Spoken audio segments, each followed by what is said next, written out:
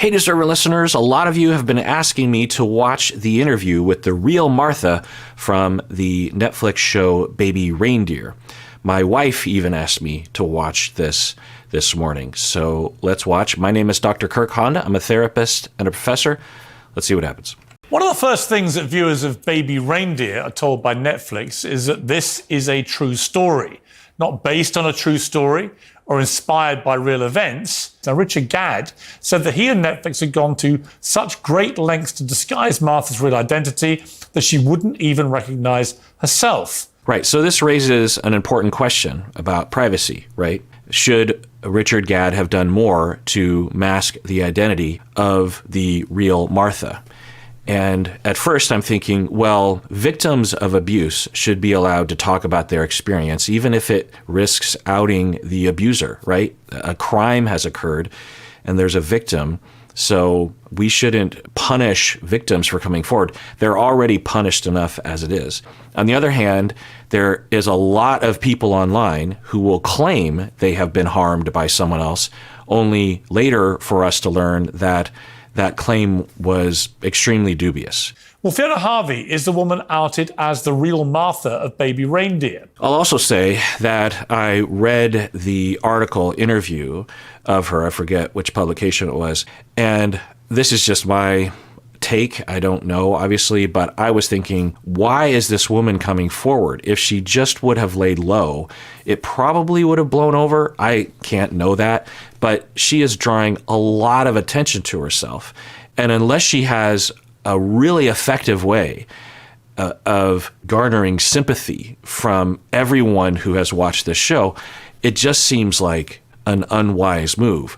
But if the character, Martha, on the fictional TV show, Baby Reindeer, is an accurate depiction of the behavior that Richard Gadd observed, and if that profile of behavior is indicative of a personality issue, such as narcissism or other kinds of issues, then that individual might struggle with a situation like this in a variety of ways. And when it comes to disorders, personality disorders, they always shoot themselves in the foot. It's a misunderstanding that somehow people with narcissistic personality disorder or people with antisocial or psychopaths, what the internet will call a sociopath, it's not true that these individuals live happy, wonderful lives.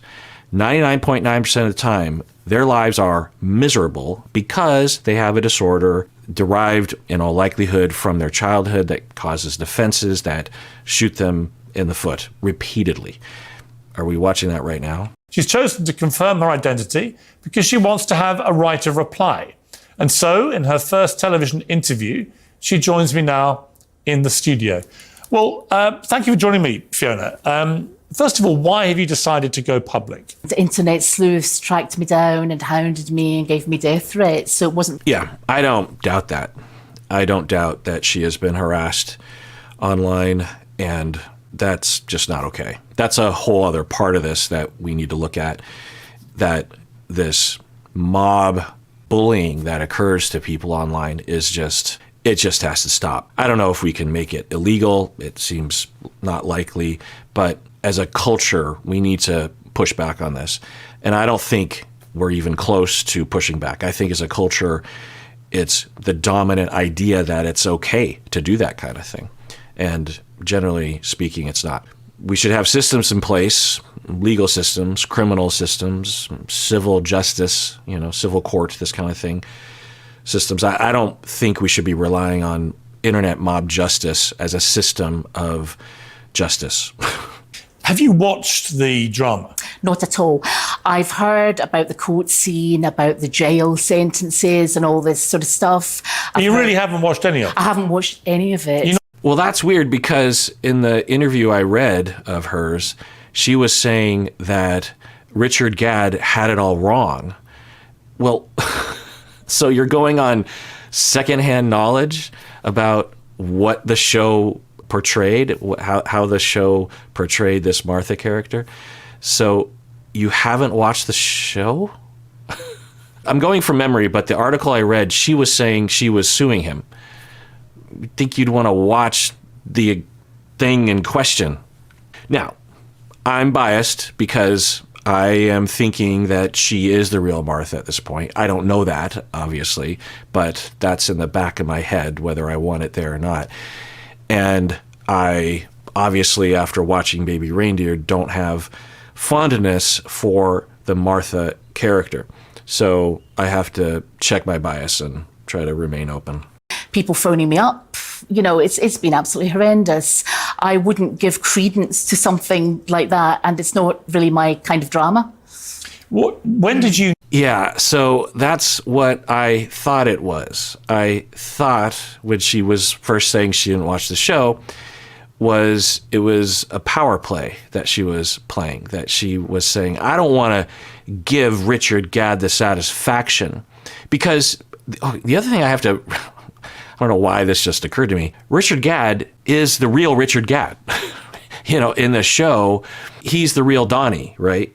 For her, if she is Martha, let's just go with that. If she is Martha, if Fiona is Martha, and the names even kind of sound similar, but if she is, then Fiona has a lot of emotion about Richard Gadd. The hurt feelings, the anger, and then when asked, have you watched the show?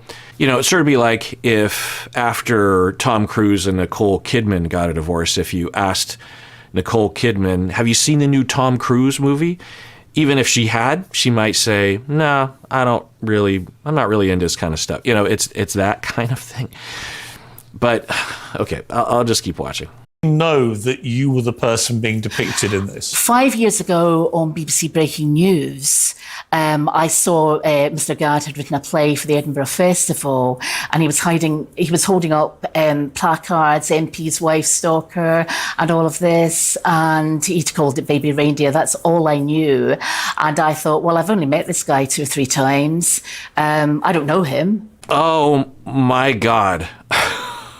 I don't know if I'm not. There's a possibility I don't understand what's happening, but I'll just tell you what I think. It's just, I don't know why I'm laughing. It's not a funny situation. It's comical though. It is comical, right? It's funny. I think in terms of what's in my head, what's in my head, what she is saying is this is her. We'll track her different, because when I was reading the article, there were stories in the same sentence or paragraph that she was saying that contradicted each other, seemingly to me. I could be biased. I probably am. But I think what she's saying here is 5 years ago, she's just Fiona living her life, innocent Fiona. She met this Richard Gadd guy 2 or 3 times. What did she say? I've only met this guy 2 or 3 times. Right. I've only met this guy 2 or 3 times. And he was a bartender, and I was a patron at this bar or something, who knows. And later, at some point later, I noticed that he has made a play called Baby Reindeer. And at that point, I knew something was wrong, because how dare he write a play about, you know, because in my head, I'm thinking, I don't know if this is true, but in my head, I'm thinking that she knew the show was about her and was absolutely afraid of being outed or something. Her and all of this, and he'd called it Baby Reindeer. That's all I knew. And I thought, well, I've only met this guy 2 or 3 times. I don't know him. And left it at that. I should have possibly jumped in at that stage. Right. I should have possibly jumped in at that stage. What are you? So, if she could flesh it out a little, like, well, I was curious, so I watched the play, and then I thought, wait, there's some things that are kind of about me in a way, but not really, because all the rest of that's wrong. So I went up to him and said, I'm worried that character is going to look like me, because there's some overlap. Can you change, like something like that? That's not what we're hearing. What we're hearing, I should say that there's been a question raised as to whether or not we are watching someone who has a mental issue, and that mental issue is making it so that they can't navigate the situation. Meanwhile, we're all just bullying her. And it's a viable question. And we would have to ask ourselves what sort of disorders would be in that category.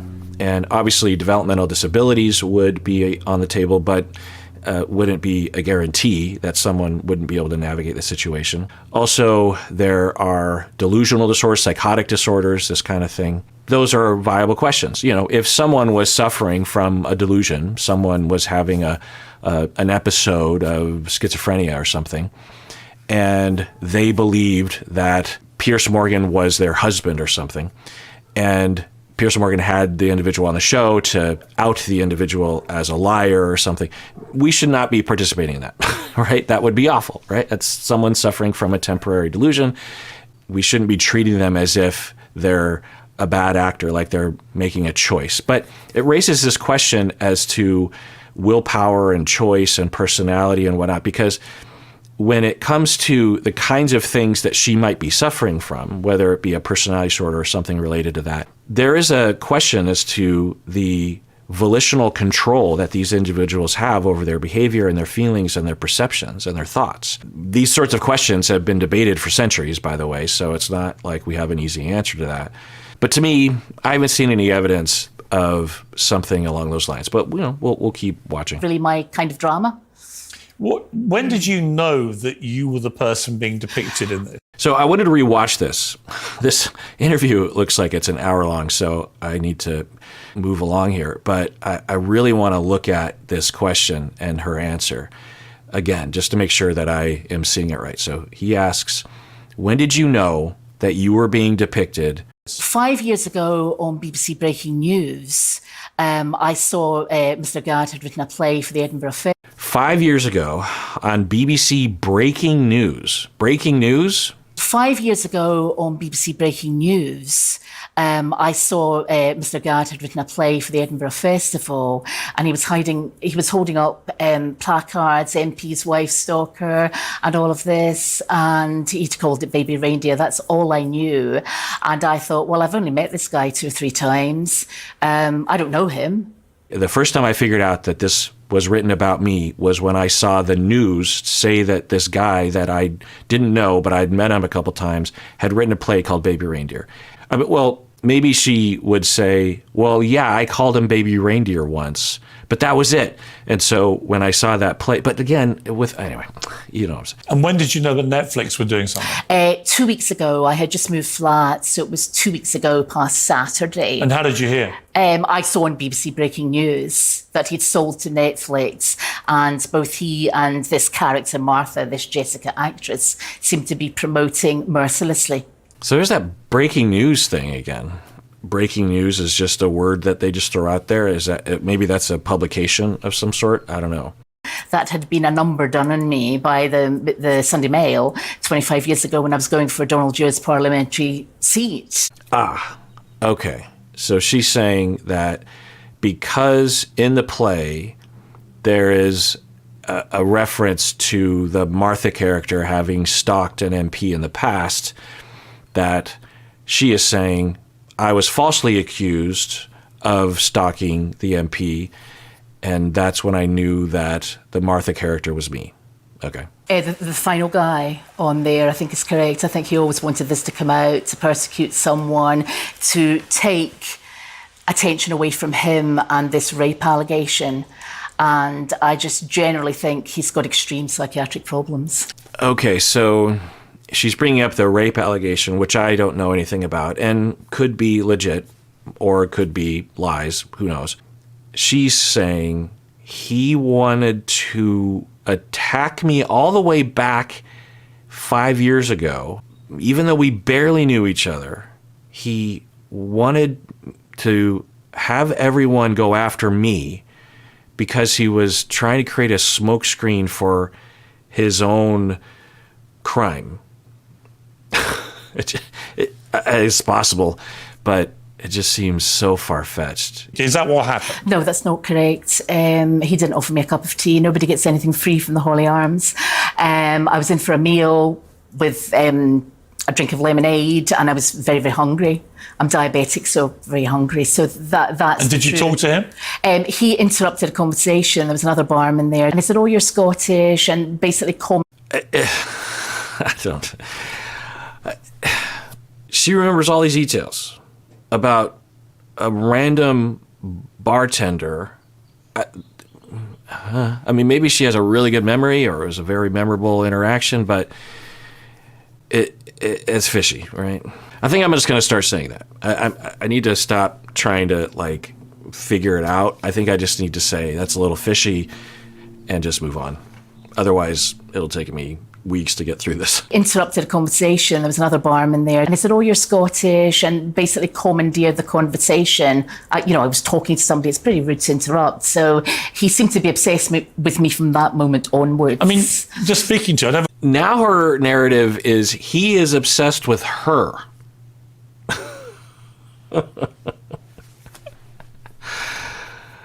Oh my god! But you've met 2 or 3 times, and the next thing you heard about him was from BBC Breaking News that he had a play in some sort of festival. So you had 2 or 3 and your conclusion is that he was obsessed with you. It says that you told Richard Gadd that he looked like a baby reindeer toy you once had as a child, hence the name of the show. Yeah. Is that true? I appear to have written most of the show in my sleep. I dressed Did you have a baby reindeer I toy? had a toy reindeer. So that's true. And he'd shaved his head. That bit is true. And there were reindeers in the shops. It was Christmas time or something. It was a joke. Fishy. I'll just say it's fishy. It's fishy. So it's interesting how I think due to her personality and maybe due to her difficulty with reason, she is defensive around things that wouldn't help her. And the smart move would say, there's no reindeer. I don't know what that's about, but this is the way it would look if she were Martha. So she claims that he just guessed that she had a toy reindeer, or that in those two. Okay. So that is the narrative, that if she were better at lying or better at telling the truth, I don't know, better at presenting a narrative, then she would say, look, it was 2 or 3 times that I met him, and I remember a lot of details about it because that play that came out, I recalled then, and I've been thinking about what it was about our interactions that caused him to write that play. And I saw the play because that's the only way I would know that the thing was about a character that kind of had some qualities of mine. She can't just say that the breaking news said. Anyway, then she would say, if she were better at this, then she would say, I remember that I mentioned this reindeer toy to him and he used that. And also I mentioned that I had a law degree. So that's all fishy too, right? If you just had 2 or 3 really minor interactions, how did he know so much about, so I guess she would say that he stalked her. I don't know. Something. It was a joke. So I have inadvertently penned the name of the show. Right. But that is true. That's true. So she's claiming it's true that she did call him baby reindeer. I think that's what she's saying. Yeah, it was a joke.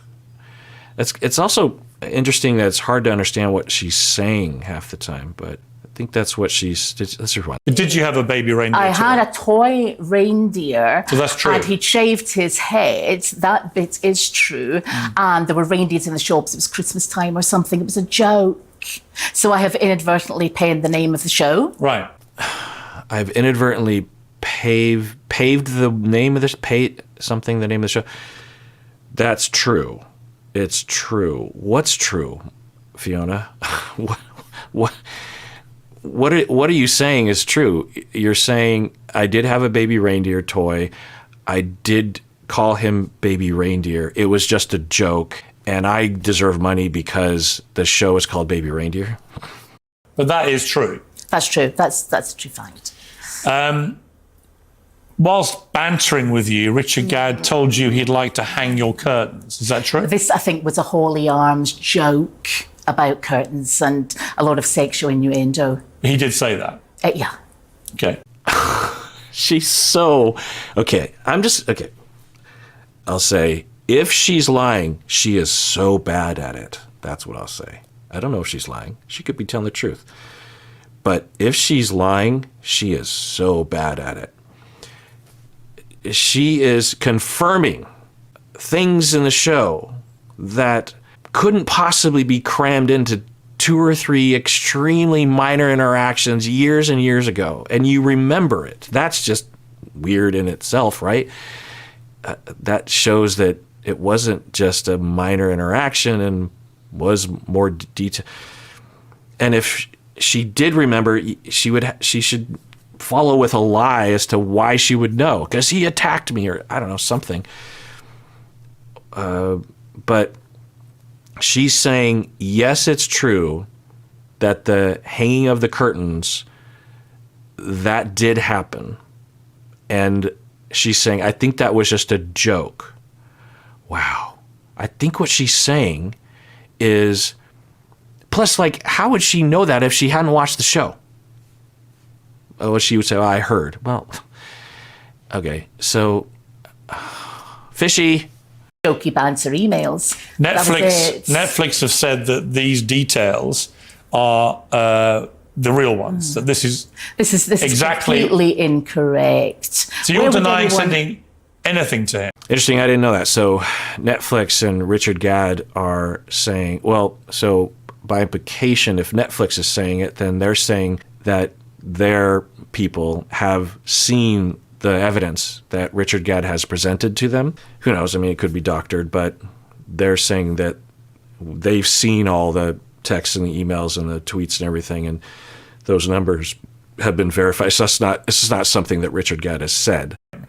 There may have been a couple of emails. Text messages? No. Well, and all Fiona has to say is, well, maybe the Martha person did do that to him, but I never did. Just say something like that. Facebook messages? Nope.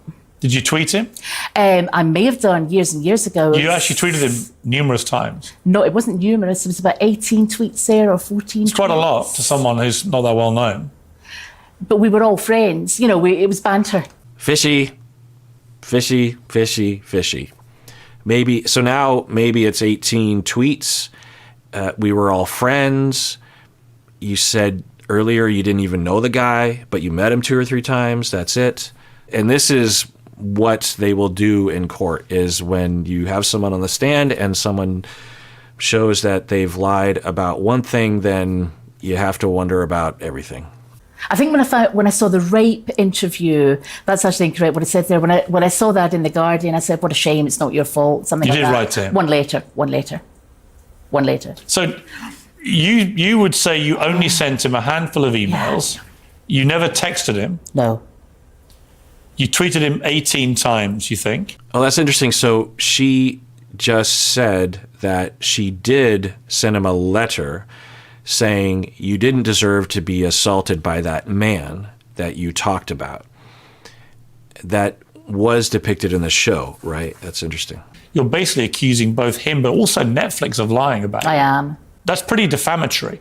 I don't know how much you know about technology, but are you aware that if it was you sending those emails, it would be very easy for the police, for example? Oh, yeah. I think what Piers Morgan is getting at is, if you, Fiona, are going to claim that Netflix and Richard Gadd are lying, then that opens the door for them to stand up for themselves and publish the proof that they aren't lying. And if they do that, then it will show that you were the one sending all of those emails and texts and tweets and Facebook messages and everything. Yeah. And if you sent 41,000 emails, this is just a lot of rubbish. Yeah, so that should be stored there. Well, they'd all be there. Yeah. I mean, he's got them. He's not got 41,000 emails. That's over a year. According to you, there's only fishy. Because if Fiona is telling the truth that she didn't do any of these things, what she would be thinking naturally in this moment would be, I don't know who stalked him. I don't know if anyone stalked him. I don't know this guy very well at all, really. All I know is it wasn't me. And that's all I could say. But she is using this tactic that people will use to discredit someone by just picking away at things that they believe. All right, Clinically, what I'll say is that when people go through very difficult experiences when they're growing up, they can be denied the opportunity to develop normally in the way that they can mentalize, in the way that they can imagine what would be in someone else's mind. The classic experiment is that you take a child of a certain age, maybe 2 years old, 3 years old, you have a ball and you have 2 cups, and you put the ball underneath one cup and you have the other cup upside down. So everyone in the room knows that the ball is under this cup, under this cup. And then the teacher leaves the room and you switch the ball, and the teacher comes back in and you ask the child, where do you think the teacher thinks the ball is? And before a certain age, the children will say this cup, sorry, because maybe I haven't gone through this stage. The child will not imagine that the teacher, having left the room, will not have seen that the ball was transferred. But after a certain point, children will learn, oh, well, I know the ball is under this cup, but teacher left the room and didn't see that. So the teacher still thinks the ball is under, so the teacher would think the ball's under this cup. And it's a very magical thing that us humans develop that ability. There's a lot of intelligence and wisdom and abstract thinking that's involved in that. To us, it's just natural. But if you aren't given that opportunity to develop that way growing up, then you will have a compromised ability to mentalize. And your own ideas about what are happening in other people's minds will dominate. And this leads to an inability to lie well, because in order to lie well, you have to imagine what is going on in the other person's mind. You have to think from their point of view. And then as you are feeding them lies, you have to have a section of your mind. It's almost like you have different sections of your mind. You have a section of your mind where there's what you know. There's a section of your mind where you're constructing lies in the narrative. Then there's a section of your mind of how much does the other person know and what else do they know, and how it's a lot of abstract thought. There's a lot of involvement, and that's why it's really hard to do for anyone when it's these many lies. But I think what we're seeing, possibly, if she is lying, is she is not able to put herself in someone else's shoes.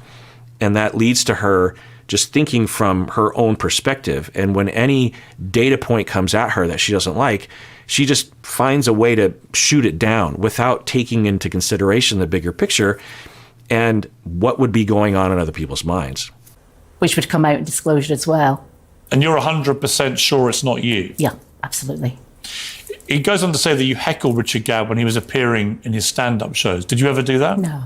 Never? No, it's not. Did you ever attend his stand-up? I think I went to one. It was a long, long time ago. And you never shouted out or anything? Why would I do that? No. I don't know. If she's lying, it's such a bad lie. She's saying, I think I went to one. Did you ever attack Richard Gadd's girlfriend because you were jealous? No, I don't think he had a girlfriend. I think he's homosexual. But no, I have never been to his house or attacked any girlfriend or anything like that. And that's more indication that her statement earlier isn't true, that she barely knew the guy, she'd seen him a couple times. Right, something like that. 12th of June, same year, your tweets cheer me up, your timeline is good. 23rd of September, my curtains need hung badly. We were trying to encourage him because with this first show or something like that. It's a long time ago. Yes, on the 18th of December, please. Okay, so she earlier, I don't know if I included this clip, she earlier claimed that she only knew him for 2 or 3 months, I think. She also earlier said she never met the guy, and then she also said within the same sentence almost that she had only seen him 2 or 3 times. And now we're learning over the span of way more than 2 or 3 months, there are tweets, and she's not denying them. Even the hanging of the curtains one. So go and see Richard Gadd's show. It's well written and erotic. Yeah. The filmed bum shots are the best. Fantastic ass. It was a joke. It was a joke. But we were trying to encourage him. Piers Morgan, as he reads these tweets, it's hard to know what's being communicated in the tweet, but I think that last one was a reference to Richard Gadd's bottom, his behind, from Fiona. And she's saying, it's just a joke. It's just a joke. It also sounded, let's rewind this. Please go and see Richard Gadd's show. It's well written and erotic. Yeah. The filmed bum shots are the best. Fantastic ass. It's hard to know whose ass she's referring to. Maybe the shots, the bombs. I don't know. But she is also confirming that she complimented him on his own show. She said that she had to sack you days later because you were completely incapable of behaving yourself. I walked. Her staff were really, really rude to me. Most people, half the Labour Party, had been up there at one point or another and walked. She then said that following you leaving, obviously very quickly, that you then harassed her. Wow. Interesting. So this is an allegation about her, not about Martha, completely independent of Baby Reindeer. There's someone at a law firm, I think, I'm not sure, that is saying that they hired her and then after a few days they had to fire her because she was bothering people. And then afterwards, Fiona harassed her. Known as Fiona Muir, obviously, as you said, Muir Harvey. Mrs. Ray said she was so frightened, she issued workers at her firm with personal alarms. You were then served an interim interdict to stop you from contacting the lawyer or her politician husband. Wow, okay, so this is in reference to that story that Donnie finds online, right? And it sounds like Richard Gadd had exaggerated that a little bit by saying that she went to prison when it sounds like she might not have. I mean, she's claiming she didn't. I'm guessing we would have heard if she had. He has said that he led you on at times. And he clearly I gave him the brush off. He asked me to sleep with him with a big green spot in his face one day. I said, no, I'm sorry, I'm not interested. He asked you to do what? He asked me to sleep with him. He said, would I like my curtains fixed? And I laughed. And he said, that's a euphemism. Do you want me to come home with you? And I said, I've got a boyfriend. Wow. Okay, so they met 2 or 3 times. She is saying that he, with a green spot on his face, is that some sort of idiom of some kind, like a horny indication? But anyway, so let's rewind that. And he clearly I gave him the brush off. He asked me to sleep with him with a big green spot in his face one day. I said, no, I'm sorry, I'm not interested. So she's claiming that he asked her to sleep with him, and she said no. I think the green spot, that must be some sort of saying. And then she says something after that. Asked you to do what? He asked me to sleep with him. He said, would I like my curtains fixed? And I... Right, so she is remembering from 10 years ago that he did talk about the curtains thing. I mean, it's so weird, right? If she's lying, which she might not be, maybe there's a third story that's true. Maybe everyone's lying. I can never know. None of us can know. The only people that know are probably just those 2 individuals. But if she's lying, then wow, she's possibly saying right now that that scene that happened, that scene where there's the joke about the curtains thing and Donnie doesn't know what to say and he's all busted up about it and he's in his head and she takes it wrong. I think what she's saying is that it did happen that way. Well, she just said it happened that way. But her interpretation of it, or her current version, is he's this lech and this gross person that's always hitting on me all the time. And but it's so interesting because I'm remembering the show, right? And fitting what it's just, you couldn't, if Richard Gadd wrote a script for a season 2 in which Martha had to respond having the Donnie individual get a show on Netflix, this is exactly what Martha would say, right? She couldn't help to bring up that story because it's so important to her. And of course she remembers every detail because it's so important to her. And she sees it through the lens of I'm special and I need to be special. So let me talk about that for a bit. When it comes to narcissistic personality disorder, which I'm not diagnosing because I have no idea, there's not even close to enough data presented here or even on the show of Baby Reindeer. And if you want to hear my longer talk about narcissism, you can listen to I think it's chapter 1 where I go into it in a lot more detail. But what I'll say is that for people with narcissism, they were raised almost all the time, in my experience and according to a lot of the research, in an environment that was very difficult for them. It usually involved, at least for their experience, they were being neglected and left to their own devices. The parents might have been there, but they weren't attuned enough. They weren't responding or interested enough. And that can look a lot of different ways. If you're actually abandoned by the parents, that's pretty obvious. But it can be subtle. You can have a parent that is depressed, or a parent that is suffering from some sort of medical issue, like they're going through cancer treatment and they are less emotionally available for the kids. Or you have a divorce where the parents are really stressed out about money, and when they come home, they just don't have the energy to really pay attention to their kids. Their kids are left to their own devices. And that could do a number on children, unfortunately. That's why we need to really help families. So in that environment of neglect, for some children, they will develop this narcissistic defense in which they have to uphold this notion that they are special and superior, because deep down they believe they're nothing, they're inferior, they're irrelevant, they don't matter at all. And this counterbalance gets them through the day, but they have to constantly supply this notion. Otherwise, it'll fall apart, and then they fall into the abyss, and it's very, very painful for them. And the way that the defense will manifest behaviorally as one gets older can vary. There's a lot of different presentations, but one of them can involve an individual having to brag and possibly lie about themselves. They make more money than they actually do. They have a better job than they actually do. They know more people. They know famous people. People like them. There's these kinds of brags that people will say, boasts. And through doing that, in the moment, they get a temporary boost of self-esteem or self-worth, not only internally, but also possibly from other people.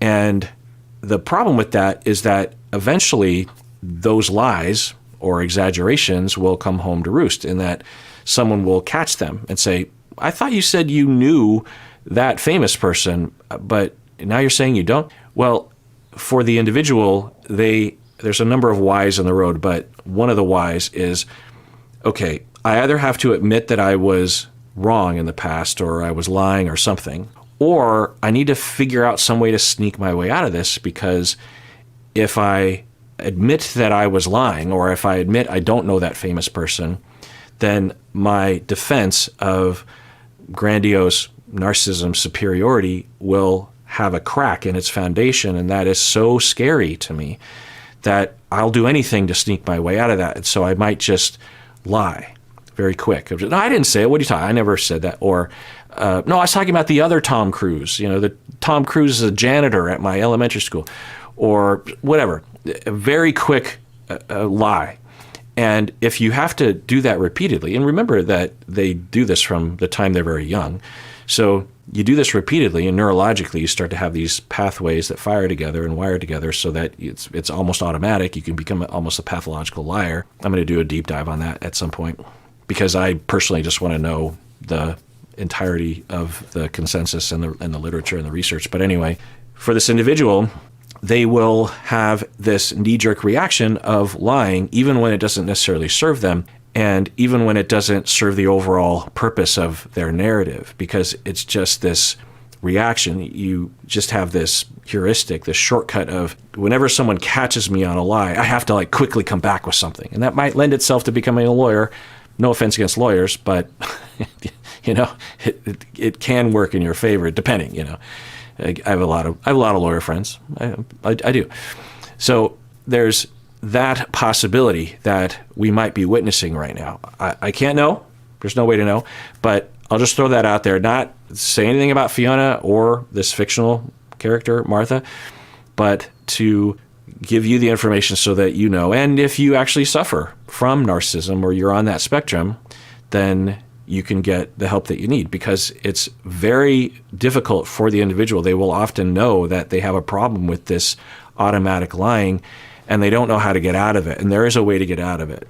There's a lot of different roads of healing and reworking your habits, but therapy can help with, a specialist that understands this. Anyway, Another possibility at play regarding narcissism is that because you were left to your own devices when you're growing up, and because you developed this defense of pathological self-reliance, and because you're terrified to be vulnerable with others and depend on others, since you were born, you've never really interacted with other people, like even in a moderate way, the way that other people will. And so you are largely in your own mind. And when you believe something to be true or you want something to be true, there's no counterbalance, there's no checks and balances on your thinking process. And so you're free to just spin out of control. And if you interact with someone like that, their thinking process and their behavior might reflect that internal self-centered nature that they have. You know, the way that popular culture will talk about narcissists is that they're selfish. And yeah, but it's so much more than that. It causes so many, when you're truly narcissistic and you're truly self-centered, it is a massive hamstring on your life. You have a really hard time interacting with other people, and you're going to push others away. You're going to alienate people. People aren't going to like you. And especially if you present in the way that the Martha character was written, because right away it's pretty clear, at least from the way it was written and acted, that there's something different and disingenuous. The Martha character seemed to be lying, seemed to be trying to pump herself up, And for people with narcissism, they can present that way sometimes, not all of them, but they can. And it's shooting themselves in the foot because they're doing that because they're desperate for self-esteem, and they're actually also desperate for connection because they've never had it. And so they feel like they need to brag in order to get that, but that conversely pushes people away, which causes them to feel more alone and more hurt, which causes them to plummet more into the depths of the abyss, which causes them to need to be more narcissistic because that's the only defense they know, which causes them to be off-putting even more so to other people, and it just goes round and round. It's very, very self-destructive. That's the nature of a personality disorder. The other aspect of narcissistic personality disorder is that they often really need to be superior to others. And it depends on how the individual perceives superiority, because everyone perceives this and gauges it differently. For one person, it might involve how good you look, how many likes you get on Facebook, or how much money you have, or what rank you are in the company. And for many people with narcissistic personality disorder, when they are being criticized or being called out, it is such a challenge to their defensive structure that they will do everything in their power to fight against that.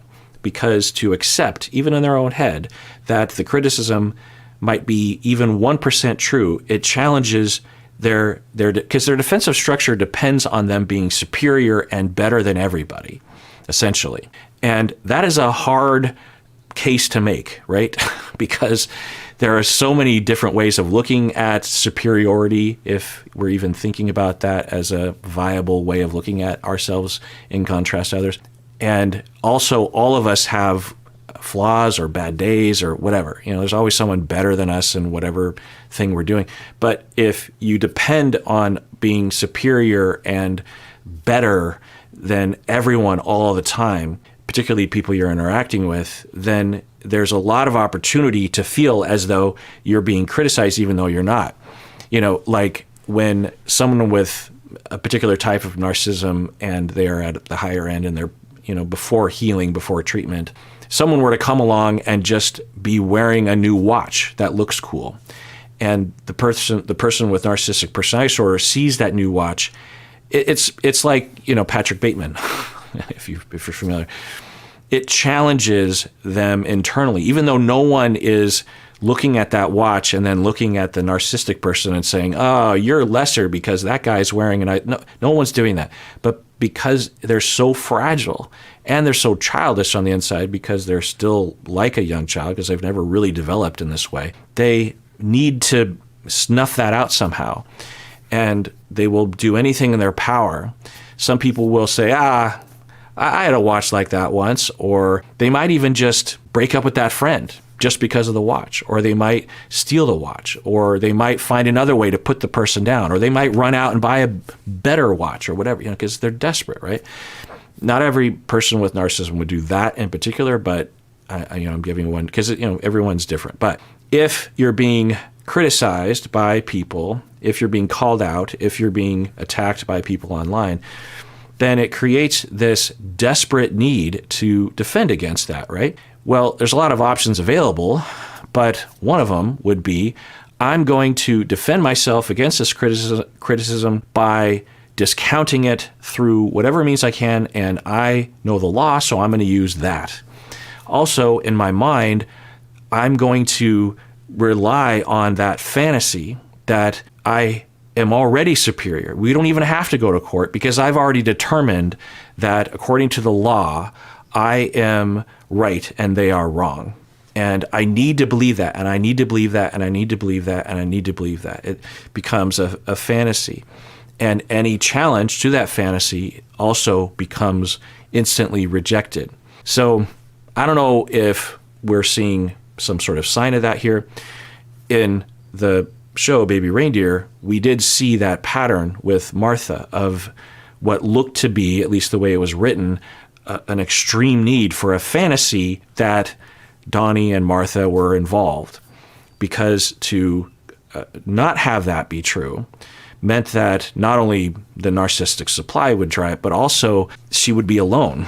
And no one wants to be alone. Everyone wants to have somebody, People will watch this who've watched the Netflix series, and like me, they will be trying to work out where the truth lies. It seems to me that either you're innocent in the way that you've claimed to be, and you've been horribly defamed here.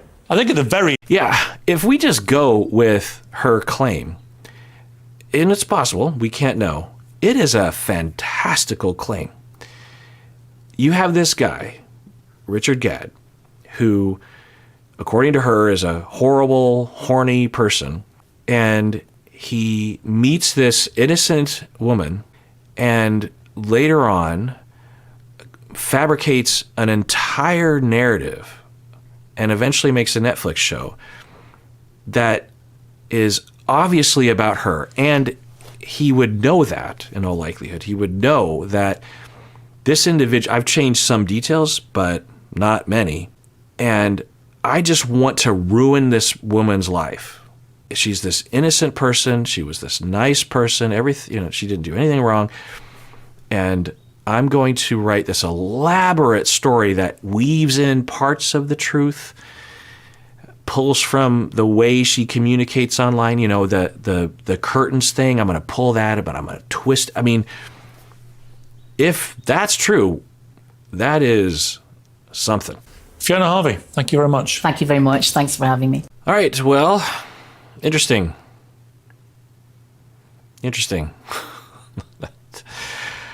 I don't know what I thought I would see, but somehow I thought that she'd be a better... Well, I don't know. What do you think? Let me know what you think. And everyone out there, please take care of yourself because you deserve it. You really, really do.